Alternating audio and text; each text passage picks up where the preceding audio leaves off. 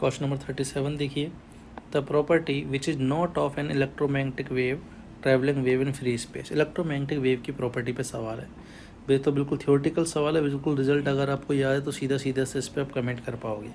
तो electromagnetic wave they are transfer in nature, बिल्कुल सही बात है। इलेक्ट्रोमैग्नेटिक वेव जो होती है उसमें इलेक्ट्रिक फील्ड और मैग्नेटिक फील्ड हमेशा ट्रांसफर्स होते हैं। वेव अगर एक्स की तरफ जा रही है तो ई होगा वाई की तरफ और बी होगा जेड की तरफ। The energy density in equal electric field is equal to energy density is the magnetic field. ये भी सही बात है कि जब वेव चल रही होती है ये तो इसमें इलेक्ट्रिक फील्ड और मैग्नेटिक फील्ड दोनों इक्वल अमाउंट में एनर्जी को शेयर कर रहे होते हैं।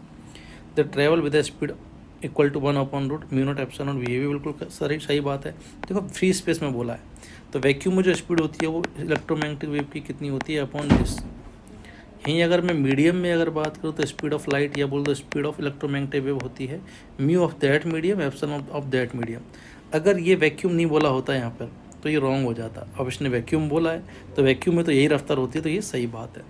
They originate from the charge moving with uniform velocity. Speed ये गलत हो गया तो कि चार्ज पार्टिकल जो हमारे पास इलेक्ट्रोमैग्नेटिक वेव जो प्रोड्यूस होती हैं वो एक्सीलरेटिंग चार्ज पार्टिकल से प्रोड्यूस होती हैं। ठीक है, तो इनकरेक्ट पूछा है इसने हमारे पास। नॉट प्रॉपर्टी कौन सी नहीं है, तो फोर्थ ऑप्शन। ठीक है।